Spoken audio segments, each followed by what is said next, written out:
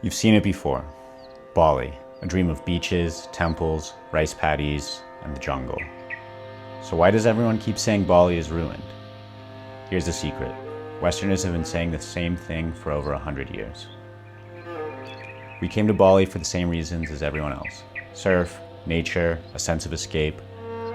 But it didn't take long before we heard it too. Bali's not what it used to be.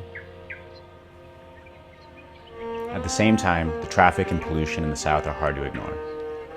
This made us wonder, had we missed the real Bali, or were we just seeing another version? The idea of Bali as a tropical paradise took off a century ago, right after the Dutch finished their violent conquest. To clean up their image, colonial officials started promoting Bali as a peaceful, exotic fantasy. Near the equator lies the enchanted island of Bali, gem of the Dutch East Indies. Over 1 million people live in this tropical paradise. It wasn't long before KPM and its sister company, KLM, yes, that KLM, began pushing out glossy ads. You leave this island with a sigh of regret. As long as you live, you can never forget this Garden of Eden. This was printed on the first brochure advertising Bali, and the beginning of a very complicated love story.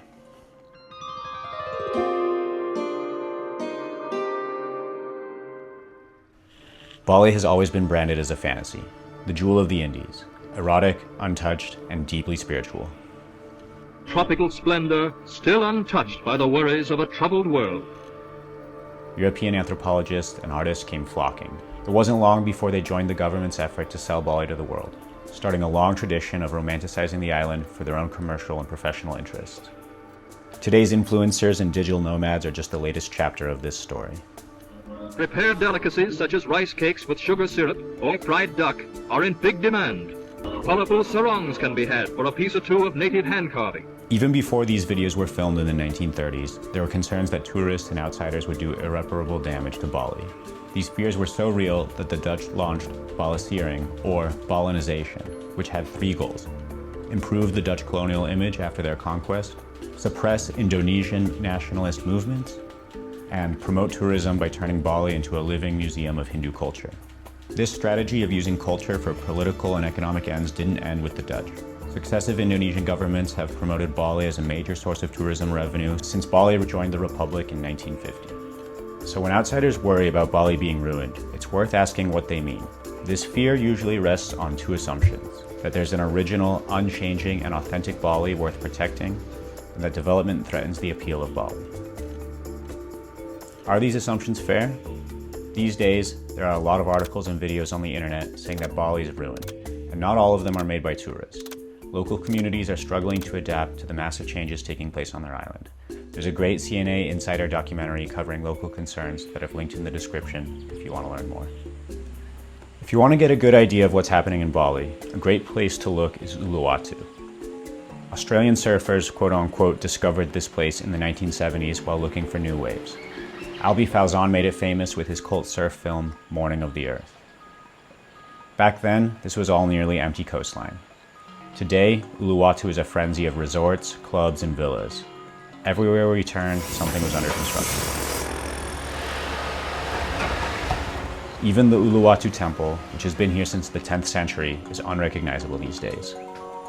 We visited, alongside thousands of other tourists, to watch the sunset. There's been an explosion of crime at the temple.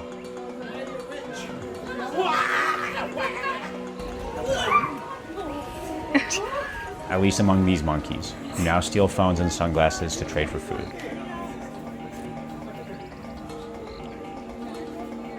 Oh my god.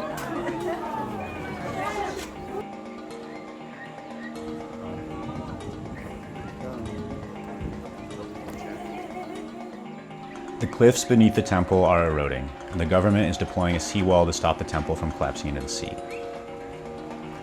Most of the Bukit Peninsula was rural and agricultural until the past few decades. Now, there's a surge of people claiming that the area is overdeveloped. But the construction isn't likely to slow down. Need evidence? The evidence dominates the Denpasar skyline. This giant statue, finished in 2018, was built to attract even more tourists to the island. Now that this mega project is finished, the government is looking to build a second international airport in the north of Bali to help spread out crowds on the island. The government and developers aren't slowing down, they're doubling down.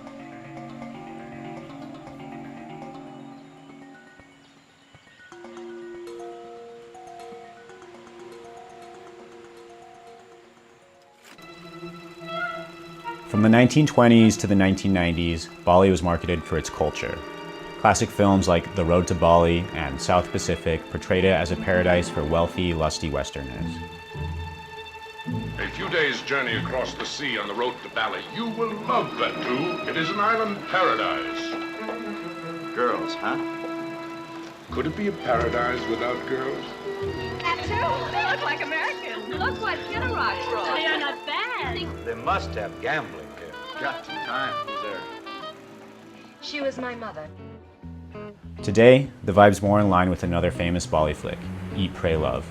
The island is still dreamy, still lusty, but more focused on self-discovery than anthropology and culture. Despite this, the message of Bali has stayed the same in each era. Bali is here for your fun and your freedom. That is how it felt when we visited Canggu. After a long night out, we went surfing, and it seemed like one of the few sustainable ways to experience Bali.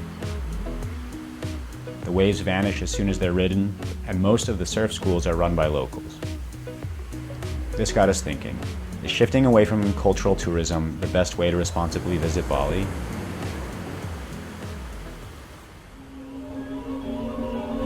In the temple gardens live the sacred monkeys. They are tended and fed by young girls, and no harm comes to them. But they are only monkeys just the same, like their brothers in a zoo.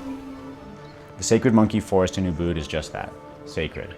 Even today, it still plays a role in local religious ceremonies. We visited the forest to take pictures with monkeys. There were thousands of other people here to do the same thing, and I couldn't imagine a worse place to do some praying. With tourists now outnumbering locals in Bali, it seems like it's too easy for a place of real cultural or religious value to be overrun. Yet both the government and many locals believe that the best way to make tourism more sustainable is by recentering the culture of Bali. This makes sense if you want to curb partying and bad behavior from tourists. But how do you avoid regressing back to the cultural voyeurism that used to dominate this island? Drinking the water, but it's...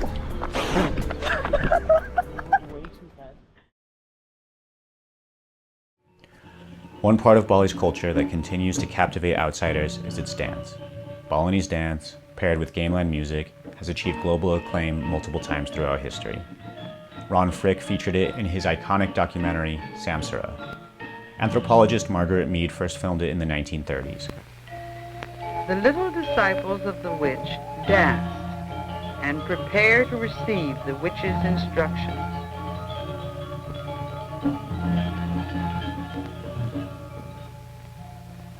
Today, it's still available to paying tourists everywhere in Ubud, Bali's cultural tourism capital.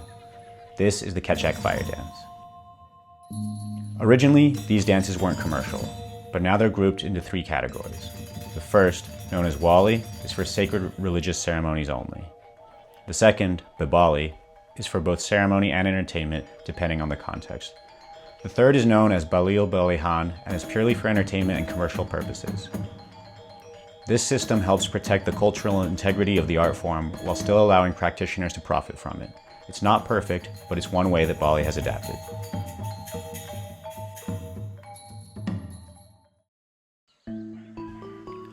Stas could tell I was still struggling with ethical tourism, so she booked us an art lesson just outside Ubud.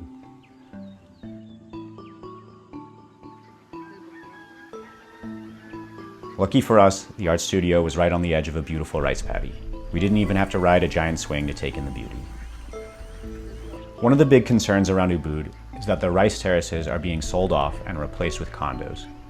Bali is a small island with limited resources and limited space. Poor infrastructure and a lack of central planning are primary drivers of the environmental degradation here. These rice paddies aren't just farmland. They're part of a UNESCO-recognized irrigation system called Subak. The Subak is an old solution to a recurring problem, the island's limited water and space. Developed over 1,000 years ago, Subak is a network of irrigation canals managed collectively by local farmers. It's based on a cultural philosophy called Trihita Karana, which emphasizes balance between people, nature, and spirituality. This system has helped Balinese communities share water fairly, avoid conflict, and grow rice on steep, uneven land. The Subak is managed by a series of water temples that use traditional knowledge to allocate the water. It's not just an agricultural system, but a cultural one. I think this is the kind of homegrown Balinese ingenuity that's needed to solve the island's current problems. Hey, look at all that rice going down there, huh? Yeah, rice. It's symbolic. Symbolic? Well, Yeah, rice, you know, pudding. After a few days of downtime with Bali Belly, Stas and I left Ubud to explore Bali's mountains. The most popular hike in Bali is Mount Batur. We heard that it's also the most crowded and polluted, so we chose to climb Mount Abeng instead. Abeng is Mount Batur's taller, lush neighbor, sitting on the opposite side of Lake Batur. We started the hike at 3 a.m., hoping to beat the heat and catch the sunrise from the summit. The trail is an extremely steep ascent through a dense cloud forest. Our hike was quiet, beautiful, and just a little spooky in the dark. From the top, you get an incredible view of Mount Agung, Bali's tallest and most sacred volcano.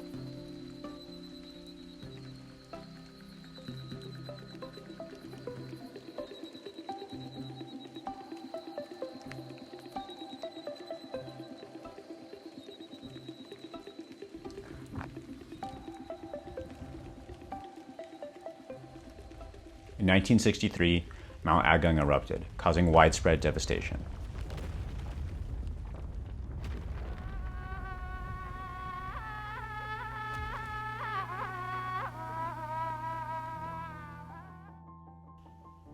The tremors were felt across the island, including the northeast shore where the U.S. Army transport ship Liberty was beached. When the tremors ended, the ship had slid 25 to 100 feet deep into the ocean, where it's laid ever since. Today, the Liberty wreck is one of the most stunning coral reefs we've ever seen, and the most popular dive site in Bali. It's a reminder that even destruction can lead to something beautiful.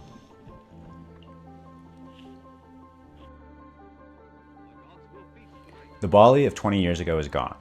So is the Bali of 50 years ago, and 100 years ago. After traveling the island and researching this video, I don't think change is the problem here. People have been asking whether Bali can survive tourism since the 1920s.